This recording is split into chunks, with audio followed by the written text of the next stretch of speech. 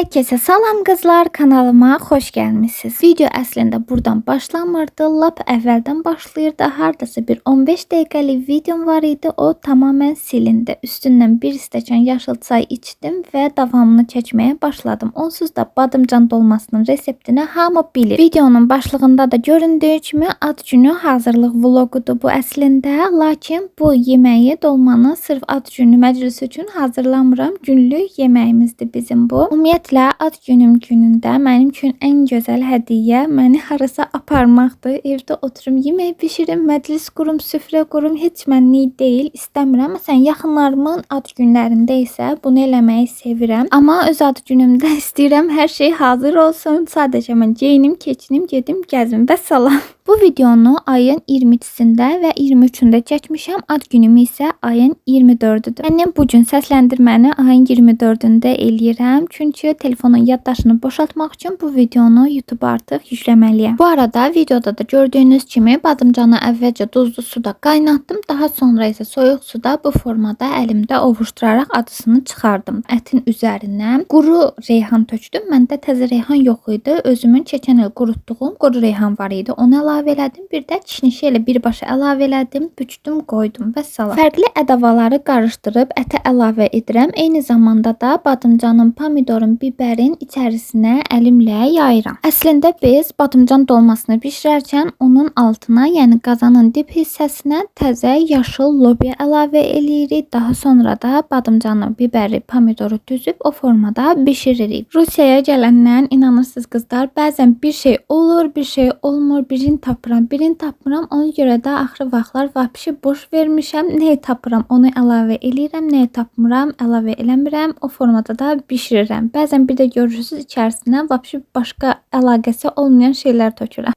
Hətta videoda gördüyünüz balqar biberi var ki, onun da içərisini bir də gördünüz ətlə doldururam, qoyuram, bişir və əlavə olaraq da yadıma gəlir ki, qışda bişirmişdim. Onun içərisinə də kabaçka deyirlər. Həmin kabaçkanın içərisini oyub, ətlə doldurub, bir diliminizi elə qapaq kimi üzərinə qoyub o formada bişirmişdim. O qədər dadlı alınmışdı ki, yəni eynən badımcan dadındaydı. Bilirəm, indi deyəcəksiniz ki, dayı o heç badımcan dolması da olmadı. Amma nə olsun ki, yenə də muzeyə falan qoymuruq ki, əsas dadı gözəl olsun, görüntüsü gözəl olsun və salam.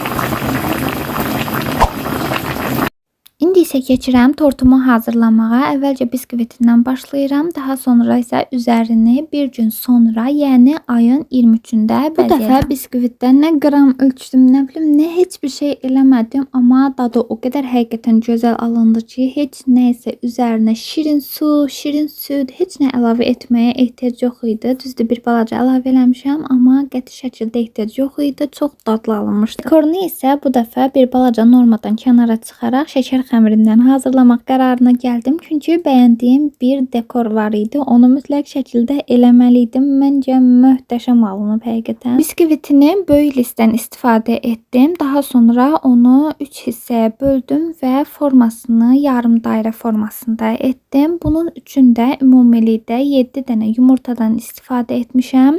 Daha sonra üzərinə gözə yarı süd, yağ, bir balaca bir çimdik duz, şəkər tozu, un və qabartma tozu əlavə edib qarışdırıb sonra birbaşa illıq duxovkaya göndərmişəm və salam, bu qədər. Prosesi zaten videoda görürsünüz. Əlavə hansısa bir sualınız olarsa təbii ki, sevərək cavablandıra bilərəm. Sadəcə yorumlarda sualınızı qeyd etməyiniz kifayətdir. Arada kanalıma abunə olaraq mənim üçün ən gözəl ad günü təbrikini edə bilərsiniz. Like etməyi də unutmayın. Gözəl şərhlərinizi də gözləyirəm. Sırf ad günü təbrikini isə növbəti videoda edə bilərsiniz. Bu videoda isə sadəcə hazırlıq, suallara cavab və s. olacaq. Bu arada qızlar, xəmirin listə yapışmaması üçün əvvəlcə yağlayıb, daha sonra üzərindən bir balaca unlaya bilərsiniz. Əslində məndə normalda yağladıqdan sonra yapış sadəcə sizlərə də göstərmək istədim. Deyirlər ki, keksin yaxşı çıxması üçün sonda unu və qabartma tozunu əlavə etdikdə spatula ilə qarışdırmaq lazımdır. Amma mənim səbrim çatmır. Elə birbaşa mikserin aşağı surəti ilə də qarışdırıram. Məni qane eləyəcək dərəcədə yaxşı çıxır. Məncə bu formada daha rahatdır. Məncə daha yaxşı keks çıxartmaq üçün onun yumurtalarını daha yaxşı çırpmaq lazımdır. Geri qalan hər şey normal qayda ilə etsək kifayətdir. Badımcan dolmam da bişdi. O arada onu da burada gösterdim sizə və tortun içi üçün belə bir karamel glazuru hazırladım. Sadəcə orta hissələrində istifadə edəcəm. Gördüyünüz kimi biskvitim də hazırdır. Yaxşı şəkildə bişdi. Artıq götürdüm, qoydum soymağa. İndi isə keçirəm aldıqlarımı göstərməyə. Aldıqlarımdan paltarları göstərməyəcəm. Sadəcə burada kiçik dekorlar var. Onları göstərəcəm. Dekor deyəndə yəni şarları nəzərdə tuturam. Onları bu gün dolduracağam. Daha sonra isə sabah tamamən bitirib, yəni bu günü nəzərdə tuturam. Tamamən bitirib bugünkü vlogda, çəkəcəyim vlogda sizlərə göstərəcəm. Bu ilki rəngimi qırmızı rəng olaraq seçdim. Qırmızı rəngdən istifadə edərək bütün dekordu, nə bilim paltardı və s. tortdu. Bunlarda qırmızı rəngdən istifadə edəcəm. Ümumi olaraq bu ilki mənim ad günü rəngim qırmızıdır. Rəqəm şarlarını əvvəlcədən açıb baxmışam düzgün gəlib gəlmədiyinə. Çünki bəzən səhvən 24 əvəzinə başqa bir rəqəm də göndərə bilərdilər. Buna görə əvvəlcədən baxdım ki, işim qarantiya alınsın. Belə bir qırmızı dekor görmüşdüm Pinterestdə və ondan istifadə edirəm. Təxmini olaraq ona bənzər bir şey çıxardacağam ortaya. Yəni böyük bir şey deyil, sadəcə ürək şarlar və rəqəm var idi orada. Mən də onu etməyə çalışdım. Videoda da gördüyünüz kimi rəqəm özləri çox böyük gəlib çıxıb. Mən də elə təxmini bu boylarda gözləyirdim. Orada da qeyd olunmuşdu ki, 102 santimetrdir. Elə düşündüyüm kimi də gəlib çıxıb. Və bu formada üzərində çöp qoyurlar. O çöpdən istifadə edərək şarları doldurmaq mümkündür. Yəni ayrı bir aparata və s. ehtiyac yoxdur. Bu arada bu rəsmi göstərmək istəyirəm. Özüm üçün indiyə qədər çəkdiyim ən mükəmməl rəsmlərdən biridir mənə görə. Və nəyə görə mükəmməl deyirəm? Burada demək olar ki, mənim indiyə qədər elədiyim işlər, rəsm, toxuş, tikiş və s. ümumən məni özündə əks etdirən bir rəsmdir. Bunu eləməyə çalışmışam. Məncə çox qəşəngdir. Hələ bir balaca da üzərində işləməliyəm. Yarımçıqdır. İndi bilmirəm 2 günə çatdıra biləcəm, çatdıra bilməyəcəm. Amma bacardığım qədər çalışacağım ki, üzərində biraz da işləyim. Çünki aşırı dərəcədə yarımçılıq var. Hər yerində demək olar var. İstər üzündə, saçında, paltarında, arxa fonda, hər yer. Ona görə də bir balaca işləmək lazımdır. Bu da şarlardır. Belə şişirdim. Səsimdən də bəllidir. Məncə çox təngi nəfəs oldum. Bu da mənim rəsmim. Ürək formasındakı şarların 5'ini də şişirdim. Bilmirəm niyə bu qədər keyfiyyətsiz çəkir video. Əslində bilmirəm. Deyəsən şarların effektinə görədir. Onların işığına görə belə qəribə çıxır. Şarları bu arada belə yumuşaq şişirmişəm. Nə vaxt şəkil çəksəm, onda bir balaca da yəqin ki dolduraram deyə düşünürəm. Belə. 5'i isə qalıb orada. Ehtiyac olsa 5'ini də şişirərəm yəqin ki.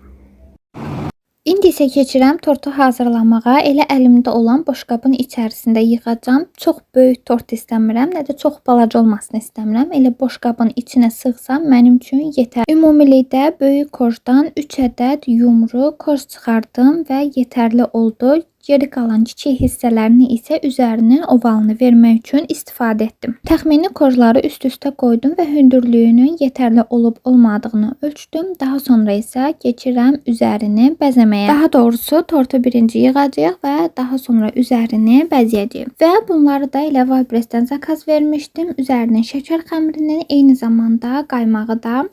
Və mən bu qaymaqdan istifadə edirəm. İstifadə etdiyim ən yaxşı qaymaq elə bunun özüdür. Bu da istifadə etdiyim həmin şəkər xəmiridir. Çox yaxşı çıxdı, bəyəndim. İlk dəfə istifadə etməyimə rəğmən qəti şəkildə məni incitmədi, yaxşı alındı. Düzdür, kremlər fərqli olur. Hər birinin işi bir başqadır. Bəzisi içərisini bəzəmək üçün, bəzisi üstünü bəzəmək üçün və s. üçün istifadə olunur. Mənim isə istifadə etdiyim bir dənə krem var, o da budur. Bunun da necə deyim, reseptini bəzən səhv elədim, bəzən düz elədim. Axır ki gəldim, istədiyim bir reseptə formaya saldım və artıq bununla da davam edəcəyimi düşünürəm. Əgər sizə maraqlı olsa qeyd edərsiniz, sizlərə reseptini tam şəkildə izah edərəm. Son zamanlar en sevimli konfetim olan bu konfeti xırdaladım. Tortun orta hissəsinə yerləşdirdim. Həqiqətən çox gözəl dad da verir bu konfetdə. Təbii ki, pletka şokoladlardan da istifadə edə bilərsiniz, amma mən bu dəfə bir balaca fərqlilik olsun deyə bu konfetlərdən istifadə etdim. Sonra keçdim tortu yığmağa. Boşqabın içərisinə bir balaca krem sürdüm. Daha sonra biskviti üzərinə yerləşdirdim və normal bildiyimiz qayda ilə başladım tortu yığmağa. Tortu yığarkən orta hissələrinə istədiyiniz ərzaqları, meyvə, fərqli şokolad, sos, ağ şokolad və s. nə istəsəniz əlavə edə bilərsiniz. Çox yaxşı olur. Mən əsasən iç hissəsini bu formada eləyirəm və bəzən evdə olduqda qoz da əlavə eləyirəm. O da içərisinə fərqli bir dad qatır. Bütün qatları eyni qayda ilə doldurdum, düzdüm və daha sonra üst hissəsini daha belə yuvarlaq formada etmək üçün əldə qalan kiçik biskvitlərdən istifadə etdim və dairəvi istədiyim görüntünü əldə etdim. Bu arada deməyi unutmuşam, hazırladığım tortun forması indi buralarda bir yerdə şəklini yerləşdirəcəm. Qızılgül formasındadır. Da tortu da yığmaq üçün əvvəlcə baxdığım videolara əsasən belə bir dairəvi tort yığmaq və onun üzərində dekoru işləmək lazımdır. Səhv etmirəmsə, bu tort son zamanların trend tortlarından biridir. Şəkər xəmirinin arasından əgər içəri tortun üzərinərsə, çox sığallı etməyə ehtiyac yox. Bir balaca kənar hissədə çəhrayı tonlarda krem hazırlayıb üzərini bir balaca da bununla sıvadım. Tortu qoydum xaladelnikə, bir balaca özünə gəlsin. Keçdim mən üzəri üçün şəkər xəmirlərini hazırlamağa. Şəkər xəmirlərini yaydım və əlimə keçən kiçik, orta və bir balaca da böyük dairələrlə kəsdim və başladım üzərinə yarım dairələrdən istifadə edərək ləkəklərini yığmağa. İlk başlayanda gözüm şəkər xəmirindən qorxdu. Nə yalan deyim, dedim mən bunu yarımçıq qoyum, heç nə alındıra bilməyəcəm və sonradan dedim ki, yox, nə olar, artıq başlamışam. Bu arada şəkər xəmirini yaymaq üçün əvvəlcə şəkər pudrasından istifadə etdim. Gördüm bununla yaxşı olmur, keçdim nişasta ilə yaymağa. Kəsdiyim dairələri də ortadan bölürəm və daha sonra kənar hissələrini barmağımla formaya salaraq gülün orta hissəsini düzəltməyə başlayıram. Bir hissəsini əlimdə düzəltdikdən sonra tortun üzərindən qoyuram və elə qalan hissəsini də tortun üstündə düzəltməyə davam edirəm. Şəkər xəmiri ilə hansısa bir dekor hazırlamaq istəsəniz, diqqət etməli olduğunuz bir məqam var ki, çox da isti havada və yaxud da çox isti bir otaqda bunu etməyin, çünki sırası əriyir, axır. Bir hissədə ləkəkləri düzəldirəm. Daha sonra bir balaca qoyuram xaladelnikə, tort özünü tutsun. Sonra yenə götürürəm və ləkəkləri yığmağa davam edirəm. Baxın, da tortumu da yığıram. Bu hissələr az görünəcək əslində. Və ümumi görüntü belə qızılgül formasındadır. Bu da tortumun son halı. Həqiqətən mənim çox ürəyimcə oldu. Siz də fikirlərinizi rəylərdə qeyd etməyi unutmayın. İndi isə keçirəm dırnaqlarımı düzəltməyə. Bu dəfə də yenə tipsi ilə eləyəcəm. Çox güman ki, elə qırmızı rəng olacaq. Dırnağımı da bitirdim və belə oldu. Kombinimlə də uyumlu oldu. Qırmızı olacaq. Bu arada bilmirəm, bayaq kargoları açanda fərqi nə vardı, yoxsa yox. Belə. İndi isə gedirəm bu videonu editləyib paylaşmağa. Qalan hər şeyin hazır variantı növbəti videoda olacaq. Ona görə də kanala abunə olmağı və növbəti videonu gözləməyi unutmayın.